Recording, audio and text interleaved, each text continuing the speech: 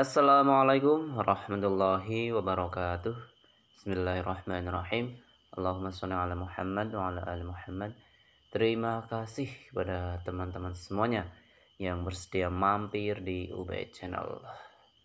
Oke teman-teman, kali ini kita akan belajar tentang pedagogik. Dan ini adalah sebuah soal yang wajib kita lalui di SKB di nomor 1 sampai 30. Dan nanti 31 sampai 100 atau sampai 80 itu nanti sesuai dengan profesional bidang kita masing-masing. Dan perlu diketahui juga, tryout ini adalah benar-benar kami yang mengadakan dan bukan asal comot sana sini kami membuat soal, tapi insya Allah benar-benar berdasarkan kreativitas tim kami teman-teman. Jadi kalau teman-teman ingin tetap menjaga kualitas atau belajar soal yang berkualitas, silahkan kunjungi website kami cpnsfighter.my.id. Oke teman-teman, langsung saja kita membahas tentang pedagogik ini. Bismillahirrahmanirrahim. Kita berdoa dulu. Rabbi zidni ilma. Allahumma inna nas'aluka ilman nafi'a wa rizqan thayyiban wa amalan mutaqabbalan. Yang pertama, Pak Budi merupakan salah satu guru SMK Gaul Karya kita. Dia mengajar bidang studi kelas paralel. Pada saat mengajar, ia mengenali karakteristik siswa masing-masing kelas sangat berbeda, termasuk irama belajarnya. Di akhir pembelajaran, Pak Budi mengadakan penilaian. Untuk menentukan kriteria kelulusan, beliau menggunakan kriteria yang berbeda antara kelas satu dengan lainnya. Kasus tersebut menunjukkan penggunaan acuan penilaian A. Penilaian acuan kriteria, B. Penilaian autentik, C. Penilaian acuan norma, D. Kriteria ketuntasan minimal atau ketuntasan belajar minimal, E. Kriteria belajar tuntas. Ya, jawabannya yaitu C. Penilaian acuan norma atau PAN. Nah, ini penjelasannya.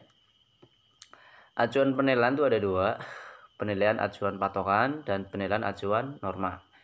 Dimana kalau penilaian acuan patokan itu menggunakan standar mutlak atau patokan, lalu membandingkan hasil yang diperoleh siswa dengan sebuah patokan atau KKM ya.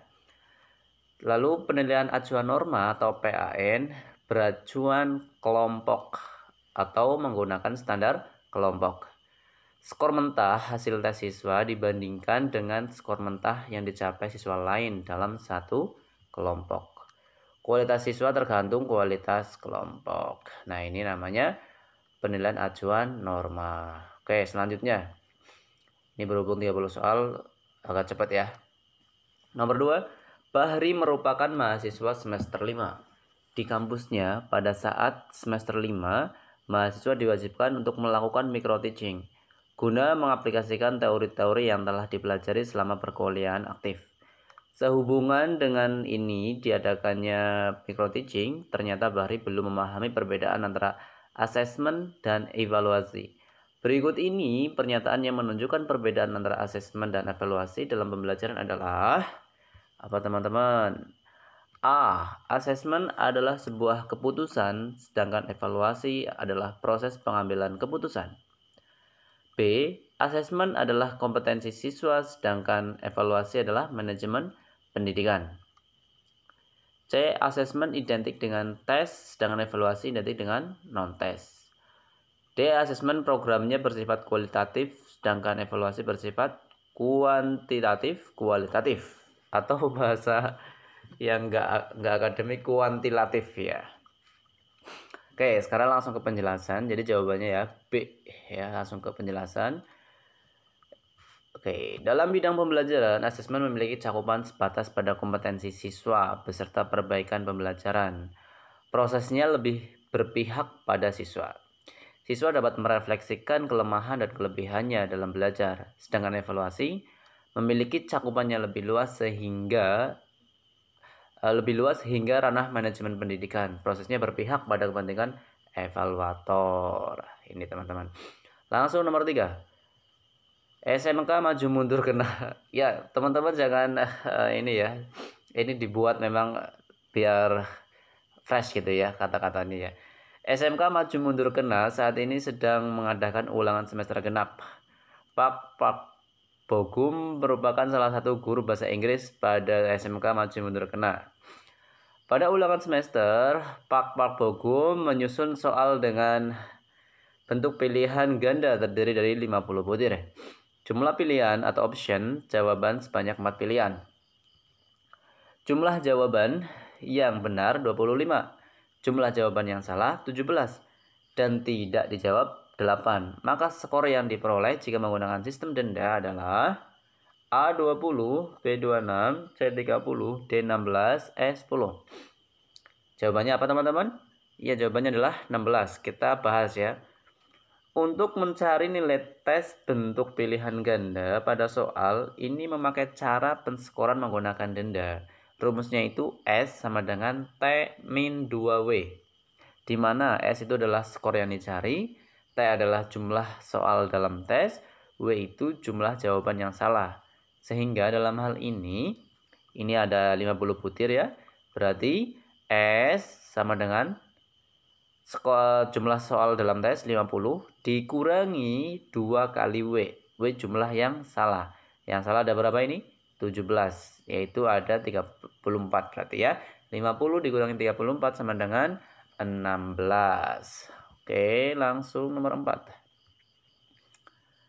Perencanaan pembelajaran dirancang dalam bentuk silabus dan rencana pelaksanaan pembelajaran atau RPP yang mengacu pada apa? Yang tertulis pada Permendikbud, yaitu jawabannya adalah A. Standar kompetensi lulusan nomor 20 tahun 2016, B. Standar isi, C. Standar proses, D. Standar penilaian, E. Standar isi nomor 21 2016. Jawabannya yaitu Standar isi nomor 22 tahun 2016. Jangan terkecoh teman-teman, ingat ya. Standar isi nomor 22 ini terkait dengan RPP 2016. Penjelasannya ini. Perencanaan pembelajaran dirancang dalam bentuk silabus dan RPP yang mengacu pada standar isi. Perencanaan pembelajaran meliputi penyusunan rencana, pelaksanaan pembelajaran, dan penyiapan media dan sumber belajar. Perangkat penilaian pembelajaran, skenario pembelajaran, penyusunan silabus dan RPP disusun dan pendekatan pembelajaran yang digunakan. Ini terdapat di Permendikbud nomor 22 tahun 2016 halaman 5. Dan teman-teman di video sebelumnya juga sudah dibahas di mana RPP telah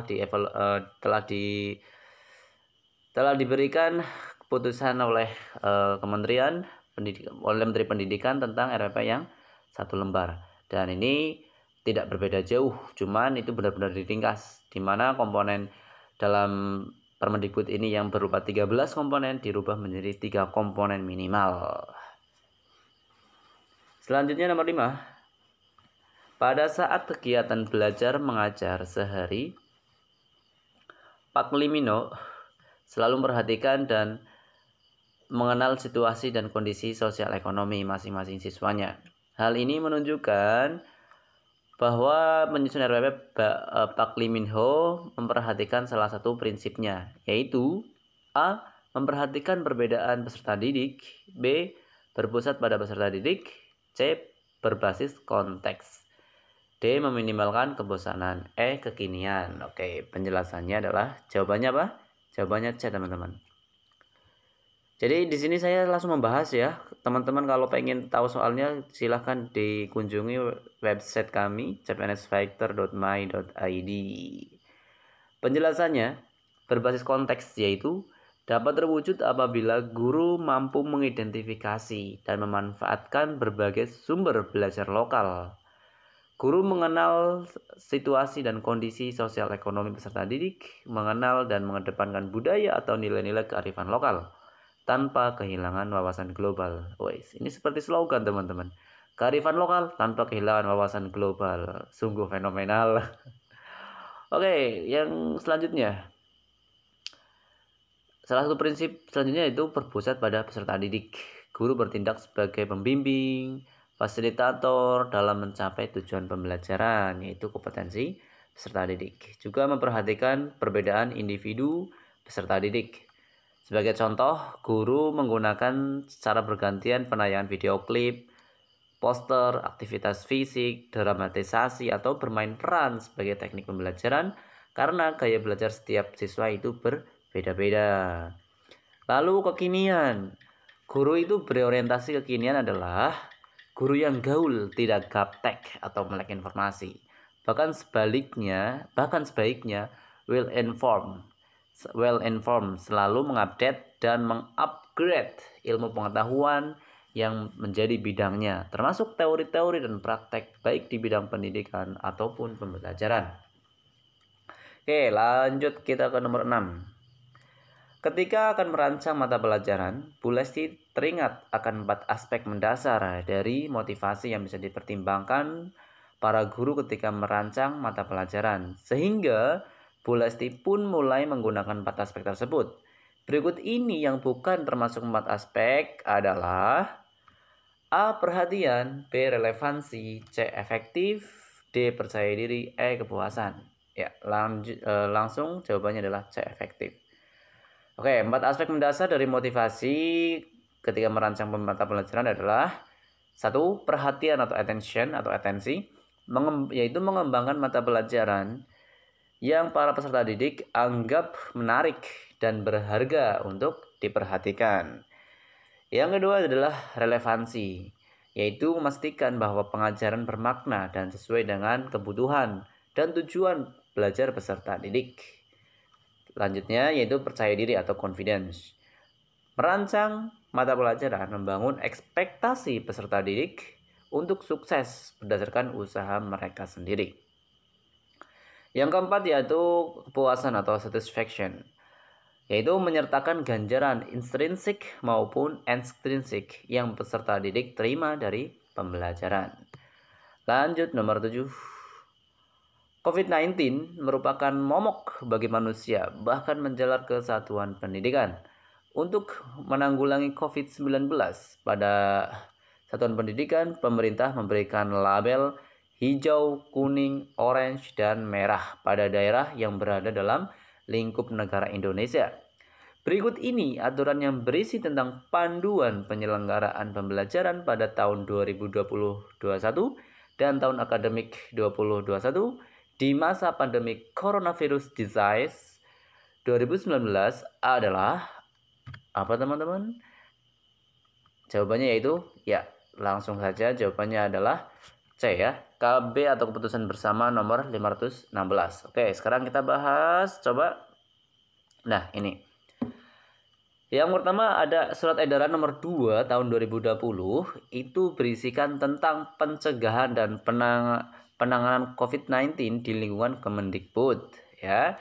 Kalau nomor 3 itu tentang pencegahan COVID-19 pada satuan pendidikan. Ingat ya, nomor 2 itu di lingkungan Kemendikbud.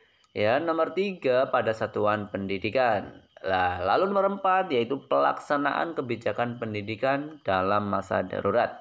Sedangkan KB nomor 516 itu tentang panduan penyelenggaraan pembelajaran pada tahun ajaran 2021 dan tahun akademik 2021 di masa pandemi COVID-19 itu ya. Oke, nomor 8. Di masa pandemi COVID-19 ini bukan hanya pekerja yang dihimbau untuk jaga jarak, namun pada satuan pendidikan juga dihimbau untuk melakukan pembelajaran tanpa bertemu secara langsung.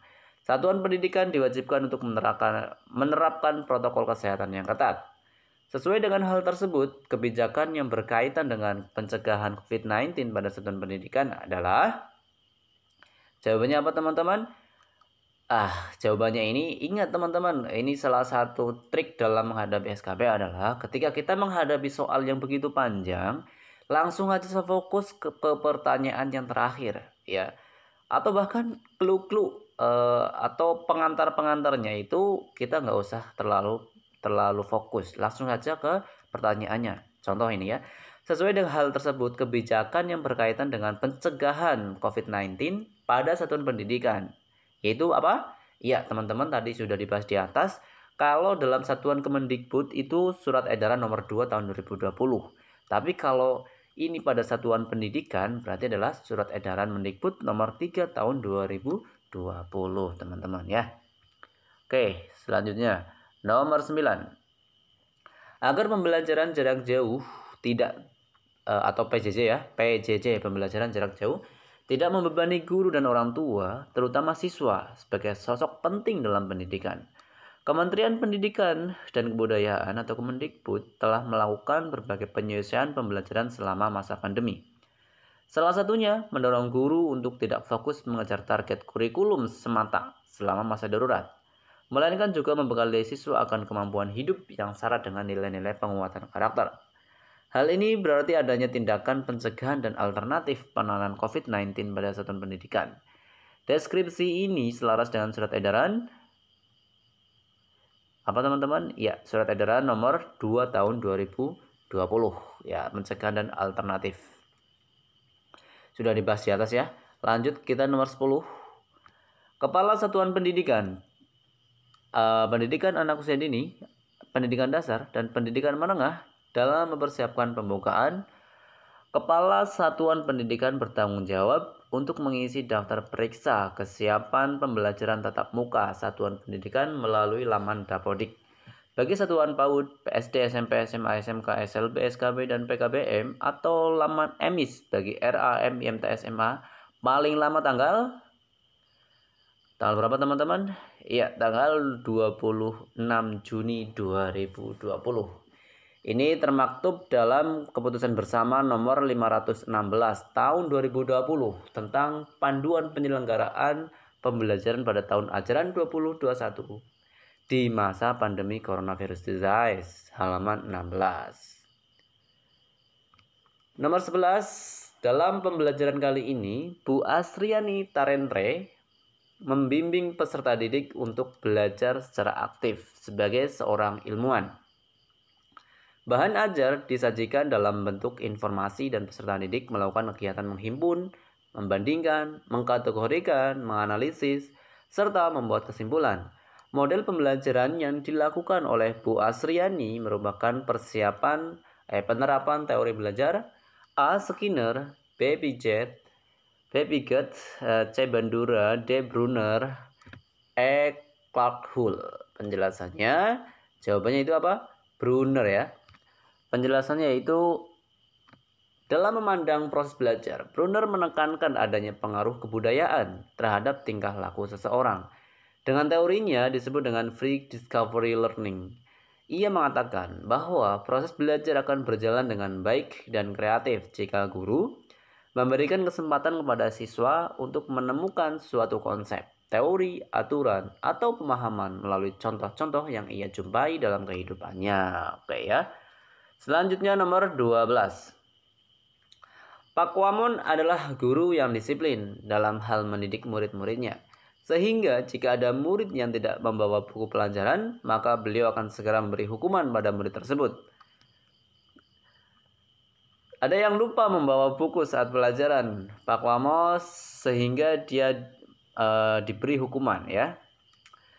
Minggu depannya saat pelajaran Pak Wamos, KKI tidak lupa lagi untuk membawa buku. Apa yang dilakukan Pak Wamos merupakan penerapan teori A. Skinner, B. Thorndike, B. C. Piaget, D. Pavlov. Nah, penjelasannya adalah jawabannya Skinner teman-teman ya. Kasus dalam ilustrasi soal tersebut dalam bentuk punishment ya atau ancaman untuk mengubah perilaku siswa. Dalam teori Skinner itu dikenal dengan penguatan atau reinforcement dalam reinforcement dan punishment atau hukuman. Penguatan reinforcement, punishment adalah hukuman untuk mengubah perilaku seseorang. Dalam perkembangannya, Skinner dan tokoh-tokoh lain pendukung teori behavioristik memang tidak menganjurkan digunakannya hukuman dalam kegiatan belajar. Namun apa yang mereka sebut dengan penguatan negatif atau negative reinforcement cenderung membatasi siswa untuk bebas berpikir dan berimajinasi. Oke, keywordnya adalah di sini adalah hukuman, yaitu Skinner teman-teman ya. Nomor 13, Castello merupakan mahasiswa keguruan. Dia mempunyai keinginan yang kuat untuk menjadi guru yang karismatik dan bijaksana. Dia sangat mengidolakan salah seorang dosen yang dianggap mempunyai citra diri yang disegani, bijak, dan cerdas. Ketika mengajar atau berkomunikasi dengan dosen tersebut, Bobak seperti berusaha untuk mencontoh apa yang dosen lakukan. Dia serasa memiliki role model untuk keinginannya menjadi seorang pengajar yang karismatik dan bijaksana. Apa yang dilakukan oleh Bobak tersebut merupakan penerapan teori A. Habermas, B. Bandura, C. Vygotsky, D. Skinner. Langsung saja, jawabannya adalah Bandura. Penjelasannya, Bandura merupakan tokoh teori belajar sosial. Ia mengemukakan bahwa siswa belajar selalu meniru, imitasi. Pengertian meniru di sini bukan berarti menyontek, tapi meniru hal-hal yang dilakukan oleh orang lain, terutama guru. Jika tulisan guru baik, guru berbicara sopan santun dengan menggunakan bahasa yang baik dan benar, tingkah laku yang terpuji, menerangkan dengan jelas dan sistematik, maka siswa akan menirunya. Jika contoh-contoh yang dilihatnya kurang baik, ia pun menirunya. Dengan demikian, guru harus menjadi manusia model yang profesional. Kalau dalam bahasa agama Islamnya adalah uswatun hasanah. Nomor 14, sebagai umpan balik atau feedback, penyempurnaan proses belajar mengajar dan membantu kesulitan belajar siswa dalam menguasai materi pelajaran. Kedua pernyataan tersebut merupakan fungsi dari A. Tes subsumatif, B. Tes formatif, C. Tes sumatif, D. Tes reflektif. Ya teman-teman, ada 6 jenis penilaian ya. Yang pertama yaitu tes formatif. Ini tadi ya jawabannya B ya, tes formatif. Penjelasannya ini. Tes ini diberikan setelah siswa mengikuti satu satuan mata pelajaran. Tes ini berfungsi salah satunya adalah sebagai umpan balik atau feedback, penyempurnaan proses belajar mengajar dan kegiatan pembelajaran. Terus membantu kesulitan belajar siswa dalam menguasai materi pelajaran. Yang kedua yaitu tes reflektif, yaitu diselenggarakan pada waktu sebelum proses pembelajaran. Yang ketiga tes subsumatif, yaitu yang dilakukan setelah guru menyampaikan beberapa satuan pelajaran dalam satu pokok bahasan tertentu. Ada sumatif, ada subsumatif. Kalau sumatif itu diberikan setelah beberapa pokok bahasan tersampaikan di dalam satu semester. Yang kelima ada tes diagnostik, yaitu tes yang bertujuan menentukan sebab-sebab kesulitan belajar beserta tindakan remedial yang harus dilakukan. Di sini ada keyword ya, sebab-sebab kesulitan. Ini seperti diagnosa dalam kesehatan ya, kan pasti mencari hal-hal yang anggaplah negatif gitu ya. Nah, ketika sudah ketemu yang negatif, lalu dicari solusinya. Yang keenam adalah tes penempatan atau placement test. Merupakan tes untuk menempatkan siswa sesuai dengan bakat dan kemampuannya. Nomor 15. Bu Anggi merupakan guru kelas dari SD Bina Anak Bangsa. Sebagai guru kelas, Bu Anggi sangat paham dengan karakter dari masing-masing anak muridnya. Salah satunya murid yang sangat dikenal Bu Anggi adalah Dito. Dalam kelas, Dito memiliki perilaku yang agresif dan dalam bentuk membanting dan melempar.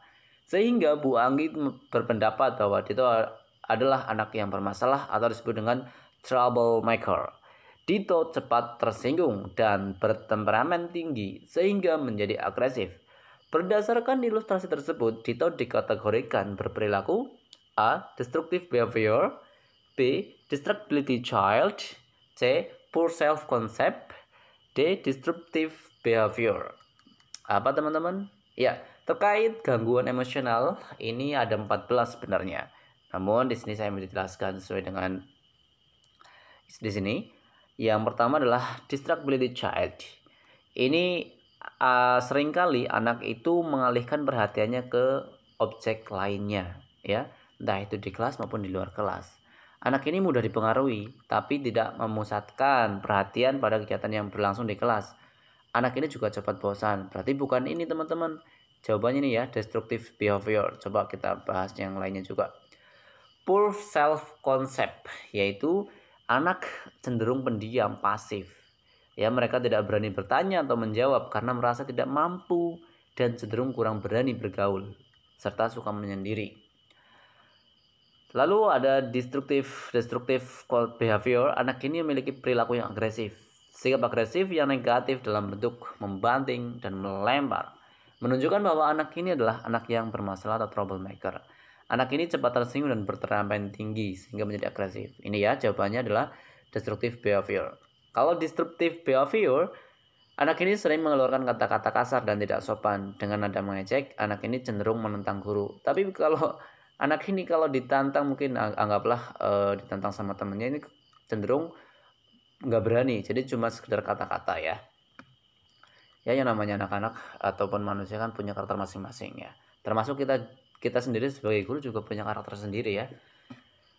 Selanjutnya nomor 16, perencanaan berisi tentang rangkaian kegiatan termasuk penggunaan metode dan pemanfaatan berbagai sumber daya dalam pembelajaran yang didesain untuk mencapai tujuan pendidikan tertentu. Merupakan pengertian dari A. Teknik pembelajaran, B. Pendekatan, C. Metode, D. Model, E. Strategi.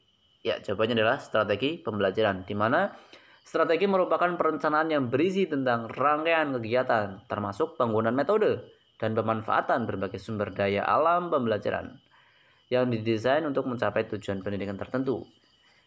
Jenis-jenis strategi pembelajaran itu meliputi strategi pengorganisasian, organizing, terus strategi penyampaian, dan strategi pengelolaan. Nomor 17. Cermatilah pernyataan berikut. 1. Memperjelas penyajian pesan agar tidak terlalu verbalistik. Yang kedua, mengatasi kekurangan pendidik.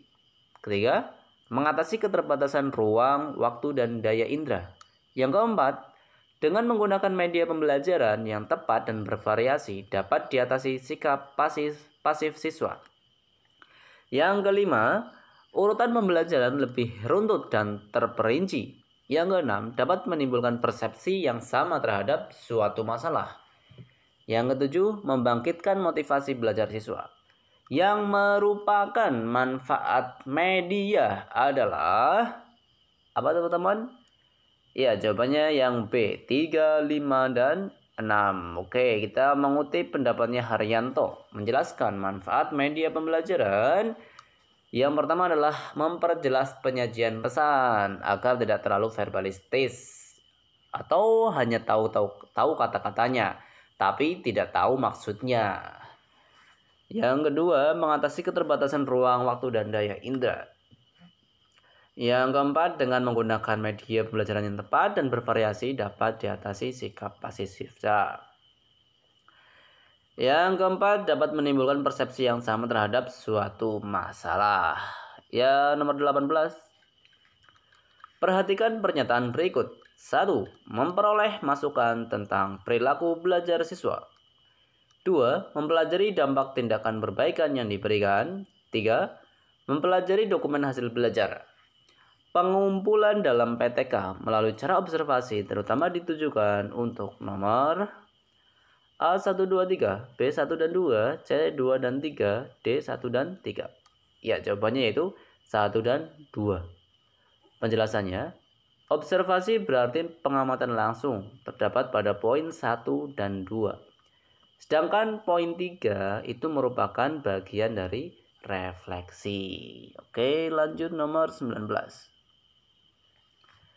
Dalam suatu pelaksanaan pembelajaran KD, menyimpulkan isi informasi didengar melalui tuturan tidak langsung atau rekaman atau teks yang dibacakan.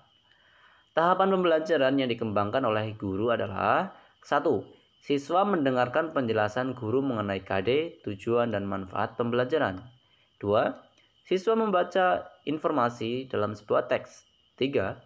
Siswa merespon pertanyaan guru mengenai isi informasi yang dibaca dan menyimpulkannya. 4.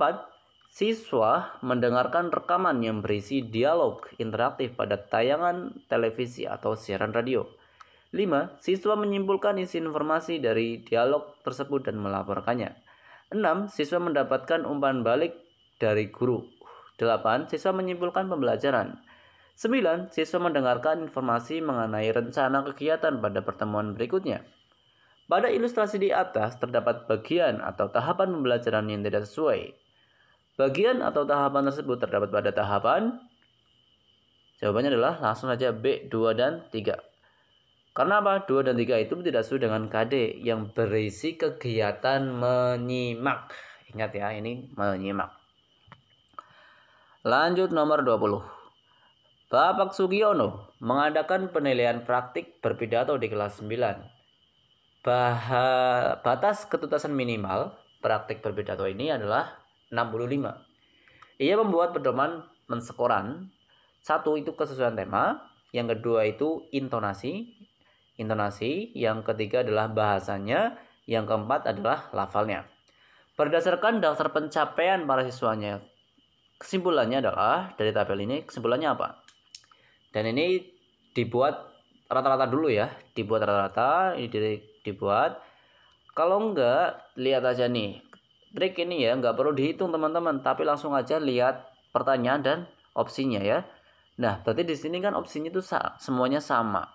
Siswa yang sudah menuntaskan, artinya di sini adalah yang ditanyakan berarti itu siapa aja yang sudah tuntas. Kita lihat di sini, langsung aja kita cari siapa yang nggak tuntas. Oh, ini ada opsi Nur nggak tuntas. Tapi coba dikira-kira aja nih, kalau 50 sudah disandingkan 85, 70, itu kira-kira tuntas nggak? Padahal KKM-nya itu adalah tadi berapa? 65. Berarti kira-kira tuntas. Terus jawabannya apa? Ini pasti tuntas semua teman-teman ya. Berarti tuntas semuanya. Yaitu siswa yang sudah menuntaskan kemampuan berbicara, yaitu semua siswa teman-teman. Ada 5, berarti 5 orang aja yang disebutkan.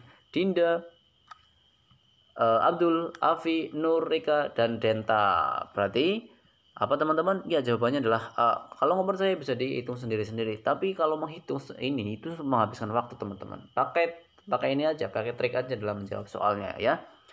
Karena biasanya soal dalam hal seperti SKB di pedagogi ini itu nggak terlalu kita dipaksa untuk menghitung sebenarnya. Cuma kita harus pinter-pinter aja dalam membuat strateginya. Yang 21. Hasil ulangan fikih kelas 7 MTS merah merona yang terdiri dari 12 siswa diperoleh nilai sekian. Tentukan nilai mediannya. Langsung saja diurutkan teman-teman ya. Nah, karena jumlah data genap kita harus terlebih dahulu mengetahui nilai 5 dan 6-nya. Ini kan jumlahnya 12 ya. Kedua nilai data tersebut dapat diperoleh dengan mengurutkan semua data. Hasil pengurutannya sebagai berikut. Ya, sebagai berikut. Berarti yang ke-5 dan ke-6 itu ada angka 99 ini ya. Angka 99 berarti jelas sekali ya, 18 bagi 2 itu 9. Berarti jawabannya apa? D, 9, oke. Nomor 22. Identifikasi bekal ajar awal peserta didik bertujuan untuk beberapa hal berikut, kecuali A. Memperoleh informasi yang lengkap dan akurat berkenaan dengan kemampuan awal peserta didik sebelum mengikuti program pembelajaran tertentu. B. Menyeleksi tuntutan, bakat, minat, kemampuan, serta kecenderungan peserta didik berkaitan dengan pemilihan program pembelajaran tertentu yang akan diikuti mereka. C. Menentukan prasyarat dalam menyeleksi peserta didik sebelum mengikuti pembelajaran. D. Menentukan desain program pembelajaran atau pelatihan tertentu yang perlu dikembangkan sesuai dengan kemampuan awal peserta didik. Jawabannya apa? Ya, sudah ada tandanya ya. Ini jawabannya adalah C. Penjelasannya, mengidentifikasi kemampuan awal peserta didik adalah bertujuan untuk menentukan apa yang harus diajarkan, tidak perlu diajarkan.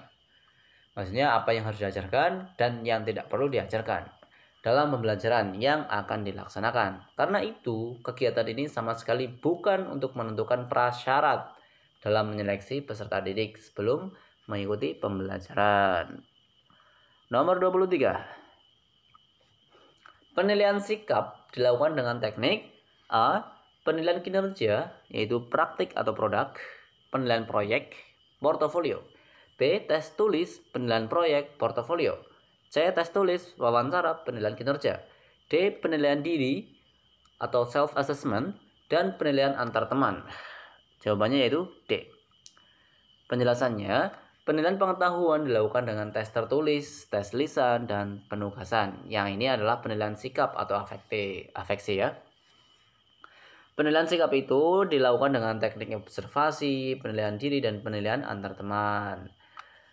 Ketiga, penilaian keterampilan atau psikomotor itu dilakukan dengan teknik penilaian kinerja, ya, yaitu praktek atau produk, penilaian project, dan portofolio. Nomor 24. Seorang mahasiswi sedang mengadakan microteaching di salah satu sekolah swasta. Pada saat microteaching, dia mengajarkan materi dengan kompetensi dasar 4.6, yaitu menciptakan kembali teks anekdot dengan memperhatikan struktur dan kebahasan baik lisan maupun tulisan. Bentuk instrumen penilaian yang memiliki karakteristik otentik yang dapat digunakan adalah A. Tes tertulis dengan pengetahuan faktual, B. Penugasan dan lembar observasi, C. Lembar observasi dan wawancara, D. Tes pilihan ganda tentang pengetahuan metakognitif. Jawabannya B ya teman-teman. Penjelasannya, untuk menilai kemampuan siswa dalam menciptakan kembali teks anekdot dilakukan melalui penilaian kompetensi sikap dan keterampilan. Teknik dan bentuk yang tepat adalah tes uraian berbentuk penugasan berupa hasil tulisan teks anekdot dan observasi untuk penilaian sikapnya saat siswa menyampaikan secara lisan. Nomor 25. Pada awal pembelajaran, Ibu Harti memberikan stimulasi atau rangsangan dengan pertanyaan-pertanyaan mengenai struktur teks cerita fabel. Selanjutnya, Ibu Harti memberi kesempatan kepada peserta didik untuk mengidentifikasi jawaban-jawaban tentang struktur teks. Kemudian, memilih salah satu untuk dirumuskan menjadi hipotesis. Ibu Harti membagikan contoh teks cerita fabel dan bahan bacaan tentang struktur teks fabel. Peserta didik diberi kesempatan untuk mengumpulkan informasi dan mengidentifikasi struktur teks berdasarkan bahan bacaan dan teks model yang dibagikan. Hal ini untuk membuktikan benar atau tidaknya hipotesis yang diajukan berdasarkan data-data yang ditemukan dalam teks. Pada tahap akhir, peserta didik menarik sebuah simpulan tentang struktur teks fabel. Model pembelajaran yang diterapkan oleh Ibu Harti adalah A. Model pembelajaran berbasis proyek, B. Berbasis masalah, C. Discovery learning, D. Model inquiry. Ya, jawabannya C ya. Jadi pembelajaran discovery itu meliputi stimulasi, identifikasi masalah, pengumpulan data, pengolahan data, pembuktian, sampai penarikan kesimpulan. Nomor 26. Saudara mengajar di kelas 9 berjumlah 25 siswa yang terbagi menjadi 6 kelompok secara acak. Siswa saudara akan berdiskusi kelompok dengan 6 topik berbeda. Kondisi kelas saudara sering ramai jika melakukan diskusi karena volume suara mereka keras dan gaduh. Bila diskusi kelompok berlangsung, kondisi kelas tidak efektif dan tujuan diskusi tidak tercapai. Apa yang akan dilakukan oleh saudara? Ya teman-teman jangan bingung ya, ini saudara inisial guru gitu aja ya. Ya ambigu memang ya. Tapi ya ini lebih menantang ini. A. Saudara menyampaikan aturan diskusi antara lain mencari tempat nyaman di luar kelas dan setiap anggota kelompok wajib menyampaikan pendapatnya secara efektif. B. Saudara meminta berdiskusi sampai selesai dan meminta perwakilan dari 3 kelompok menyampaikan hasil. C. Saudara memberikan kebebasan mereka berdiskusi dan meminta perwakilan dari semua kelompok menyampaikan hasilnya di depan kelas. Perwakilan semua kelompok ya. Ramai banget ini di kelas. Saudara memberikan kebebasan berdiskusi dan meminta hasilnya dalam bentuk plakat. Ya, jawabannya tadi apa? A, jawabannya. Penjelasannya, kuncinya itu pada aturan, batasan, dan kesepakatan bersama yang jelas sehingga diskusi bisa berjalan efektif. Nomor 27. Anda mengajar di kelas yang berjumlah 40 siswa dengan metode diskusi. Siswa Anda akan melakukan diskusi dengan 5 topik yang berbeda. Kemampuan siswa Anda dalam berpendapat, ada yang sopan dan lancar, ada yang malu-malu dan ragu, bahkan ada yang diam dan tidak berani mengungkapkan pendapat. Apa yang akan Anda lakukan? A. Menggunakan teknik mind mapping, yaitu guru membimbing masing-masing kelompok dengan peta konsep terhadap masalah atau topik diskusi. B. Menggunakan teknik jigsaw, Masing-masing kelompok itu mendapatkan topik yang berbeda untuk didiskusikan. C. Menggunakan teknik pameran, hasil diskusi ditampilkan melalui plakat. Satu orang wakil kelompok menjaga stand pamerannya dan menjawab pertanyaan pengunjung. Yang D. Menggunakan teknik diskusi terbatas, yaitu membagi secara acak menjadi 6 kelompok dengan topik yang berbeda, dan meminta salah satu wakil kelompok menyampaikan hasil diskusinya di depan kelas. Dan yang paling tepat yaitu dengan metode atau model pembelajaran tipe jigsaw. Yaitu apa? Ya, contohnya ini langkah-langkahnya. Yang pertama adalah membentuk kelompok heterogen yang beranggotakan 4-6 orang. Tiap orang dalam kelompok diberi subtopik yang berbeda. Dan seterusnya sampai tahapan yang ke-9, yaitu siswa mengerjakan tes individual atau kelompok yang mencakup semua topik. Dan metode model jigsaw ini ada dua, yaitu kelompok heterogen dan kelompok homogen. Nomor 28. Apa sajakah komponen inti RPP yang terdapat dalam aturan adalah apa, teman-teman? A. Kompetensi dasar, tujuan pembelajaran, dan penilaian pembelajaran sesuai dengan surat edaran Mendikbud nomor 10 tahun 2019. Lalu, tujuan pembelajaran, langkah-langkah penilaian. C. Tujuan pembelajaran, langkah-langkah penilaian. Kompetensi inti, kompetensi dasar, tujuan pembelajaran. Jawabannya apa, teman-teman? Jawabannya adalah C, yaitu tujuan pembelajaran, langkah-langkah pembelajaran, dan penilaian pembelajaran. Ini teman-teman yang saya maksud dari di awal tadi, yaitu diringkas dalam surat edaran Mendikbud nomor 14 tahun 2019 menjadi satu RPP, teman-teman ya. Minimal dalam sebuah RPP itu mengandung tujuannya, langkah-langkahnya, dan penilaiannya. Udah itu aja ya. Nah, ini sudah ya. Lanjut nomor 29. Ketika proses pembelajaran berlangsung, diketahui sebuah indikator memiliki kriteria kompleksitas rendah, daya dukung tinggi, dan inteks siswa sedang. Kompleksitas rendah, daya dukung tinggi, dan inteks siswa sedang. Maka, jika penetapan KKM dikonversikan ke dalam rentang nilai, berapakah nilainya? Sekian ya. Nah, caranya itu teman-teman cari tahu dulu skalanya. Skalanya nih ya. Coba di sini kita urai bersama ya. Ini kompleksitas rendah. Kompleksitas rendah. Kalau rendah itu berarti berapa nilainya? Berarti nilainya adalah 3. Oke, kita masukkan 3 ya. Lalu daya dukung tinggi. Daya dukung tinggi. Nilainya berapa? 3. Berarti masukkan 3. Oke. Lalu inteks siswa sedang. Sedang berarti 2. 3 ditambah 3 kali 2. Ya, berapa? 8. Kali 100 berapa? 800 dibagi 9. Maka skornya adalah 88,89. Oke, teman-teman ya. Yang terakhir, ya Allah ini panjang banget. Pada kegiatan inti pembelajaran kontekstual KD, membedakan antara fakta dan opini dalam teks iklan di surat kabar melalui kegiatan membaca intensif. Guru membagi siswa dalam kelompok dan setiap kelompok diberi teks iklan yang sudah disiapkan oleh guru. Dalam kelompok siswa diminta mencari iklan yang terdapat dalam surat kabar dan mendiskusikan perbedaan fakta dan opini dalam iklan. Setelah itu, siswa mempresentasikan hasil diskusi. Berdasarkan hasil refleksi, langkah pembelajaran yang perlu diperbaiki adalah A.